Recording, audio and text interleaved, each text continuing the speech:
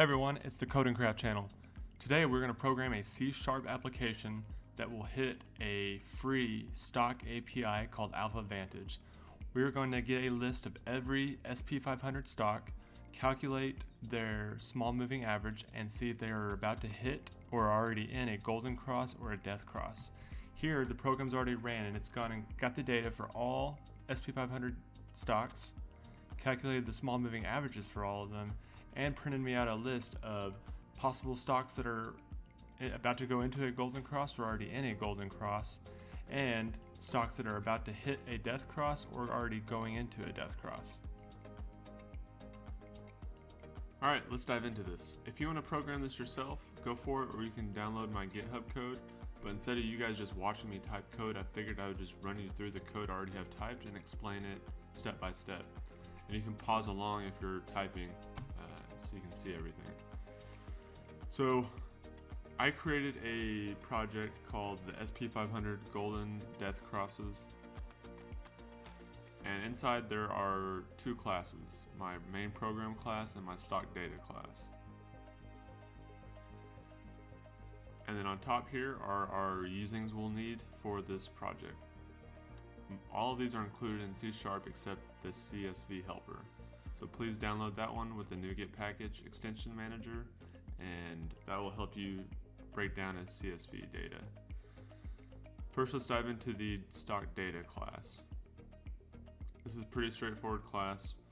I have a string that's a ticker, a public string name, public float, the small moving average of the 50-day, the public float of the small moving average of 100 days, float of 200 days, and then I have a float that is my ratio / percentage that I'm using for the golden cross, and then a float percentage I'm using for the death cross.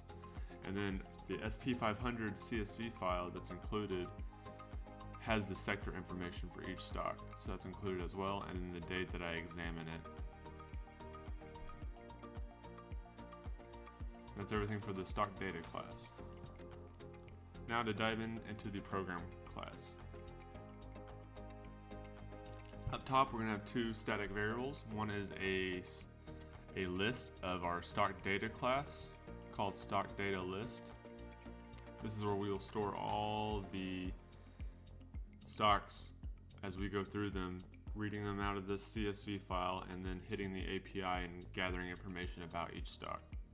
And then I'm going to have a static integer called stock counter and set that equal to 0. Inside of our main class here we have 4 methods. We're going to cover them in reverse order. But inside of your main program class, down at the bottom, let's cover the method called get stock tickers. I'm going to open that up. So get stock tickers. This is going to be using the CSV file stream reader and the CSV reader that we will import from our CSV helper. What we're doing here is we are getting data from a file located here in the project. You can see it over here, sp500.csv.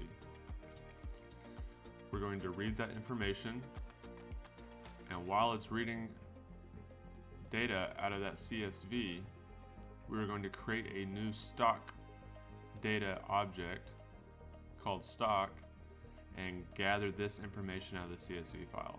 The symbol, the name, and the sector. And then we're going to add that to our stock data list. So eventually we'll have a list of 500 plus stocks in the stock data list and the basic information of each stock, the symbol, name, and sector.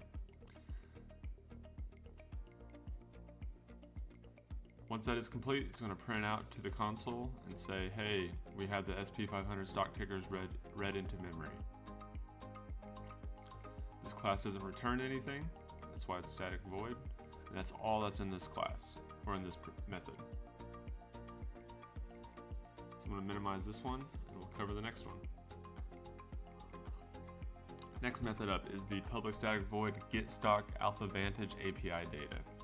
So here we are passing in a ticker of a stock or a symbol and looking for the moving average data from the API.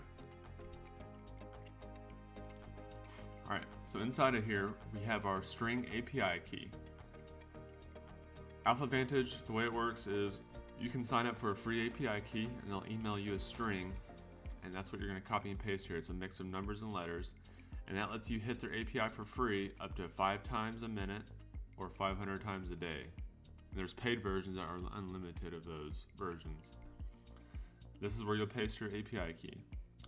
The string API URL is off the AlphaVantage API documentation. So this is the URL you will use if you want to gather the time series daily adjusted for each stock. And here I'm passing in the symbol, which is the ticker of the stock, and then our API key. And I'm saying output size equals full. So that's going to give me the last 20 years of data about this stock and what type of do I want this in. Do I want it in a CSV or a JSON or so on? I'm choosing it as a CSV. Then I'm going to create a new web client, and I'm going to create a string. This is going to be my file name for the stocks that it saves data for. It's going to be the ticker of the stock, a dash, the date, time, in this format. As you can see here, mine's already ran, and it's gotten all the data for all the S&P 500 stocks in the format of the ticker, the date. So I know when I run this, if I have what day I ran it from.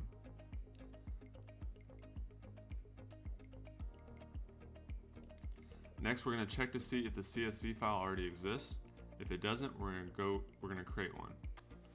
And if it doesn't exist, we're going to read the data into a string from the web client download, and that's where we're passing in this URL from above. And then we're creating that file. Since we can only hit the API so many times a minute, I'm doing a sleep here of 15 seconds. So we're going to be hitting 4 stocks against the API every minute. And that's all in this method.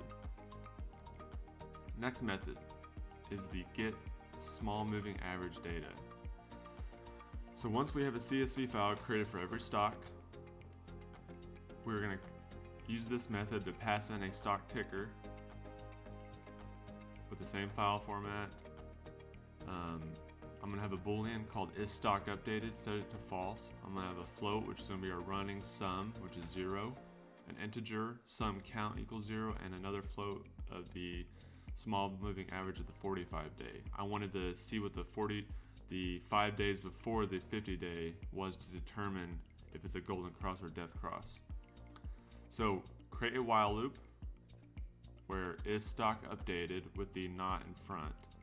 So this is false right now, but it's going to reverse that and say is true. Then for each stock item in our stock data list, which contains all the stocks, their symbol / ticker, their name, and the sector. And we're going to put a break statement in here for later. Then here's our if statement. If the ticker of our stock data list is equal to the ticker that we're passing into this method, we're going to attempt to read data from that CSV file. So put a try and a catch, and inside of the try, you're going to be using the same code that we used earlier. Read stream reader, read this CSV file. While it's reading data from the CSV, our running sum is going to be plus equal to the field called adjusted close. That's what column in the CSV file it's reading from, adjusted close. We're going to increase our counter to keep track of what day we're on. If the sum counter equals 45, we're going to divide that by the number 45, the running sum. That'll give us our 45-day average. The sum count equals 50. We're going to do the same thing, but that's going to give us our 50-day, 100-day, and 200-day. And this is going to keep running until it adds up the running sum and gets to the 200-day. Once it gets to the 200-day, I'm going to calculate here my conditions for a golden cross. I'm saying if the 50-day is greater than the 200-day and the 45-day is less than the 200, meaning just a couple days ago it was below the 200, for a golden cross to be a true definition of a golden cross is when the 50-day moves into and above the 200-day moving average. So that's the condition here. And then I'm saying, or the ratio of the 50-day over the 200-day is at 98%, and the ratio is also less than 102%. So it's going to give me any stock that's about 2% away from hitting the golden cross, and stocks that are 2% into already hitting the golden cross. And then of course we want to make sure that 5 days before that it was under the 200, and proving that it was coming up into the golden cross. And then this is where I'm setting item.goldencross equals the 50-day divided by the 200-day to give me that ratio. Same logic for the death cross, except instead of greater than and less than, it's going to be less than, equal, and then greater than. And then the 45 wants to be greater than the 200-day. Death cross is when the 50-day moving average is going into and below the 200-day. Get rid of some white space here. Then if neither of those conditions are met, we're just going to set the golden and death cross to 0, because later on we're going to loop through all the stock data list and look for stocks that their golden cross and death cross do not equal 0 to pull out that. And once our stock has been updated through the 200-day if statement, we're going to set is stock updated true and break. And that's going to break out of this and come back up here and then break again, and we'll be out of this while loop and exit this method. And that's going to do this for each stock. Alright, let's dive into the next method. Print cross stocks. So first we're going to look at all the possible golden cross stocks. So we're going to say for each stock data, stock in stock data list, which is our giant list of all the stocks and their information. If golden cross does not equal 0 from our previous method, so if it doesn't equal 0, the golden cross, we marked it as a possible golden cross stock. So we're going to print out stock ticker, the 50-day, the 200-day moving average, and the golden cross ratio, which per our condition should either be close to 98% or 102%. And then we're going to be doing the same thing for the death cross. If death cross does not equal 0, print out the death cross information. This is just a print cross stocks method, very simple. Alright, now in our main program class, main method, we're going to call our get stock tickers. We covered that earlier. This is going to get all the stocks out of that SP500 CSV file into our stock data list. Next, we're going to hit the AlphaVantage API with every stock in the stock data list and pass in the ticker, and then increase the counter and just print out how many stocks, the current stock we've evaluated and how many stocks we've evaluated. Because since we can only hit so many times per minute, this is going to take an hour or two to run to get all that stock information. And I just want to be able to come back and check on it in the console window and see how far along I am. After it finishes that, I'm going to set the stock counter equal to 0. And then we're going to move on to calling the get small moving average data of each stock. So same as above here, stock data, stock. For every stock in the stock data list, we're going to pass in that stock's ticker into the get small moving average data. This is where it's going to calculate the golden cross, death cross, and get the 50-day, 45-day, 200-day, 100-day moving averages. And then we're going to print out the ticker and the stock counter just so I can verify how many it's done. This will go a little faster compared to this one because when it's pulling that API data, it's got to wait 15 seconds for each call. After we have the small moving average data of each stock, we're going to move down into the print golden death cross stocks. This is just printing if we have golden or death cross stocks based off our condition of not equaling 0. And at the very end, we're going to do a console write line program finish, press any key to continue, and then a console read. This will keep the application from closing upon finishing, so we can view the data in the console.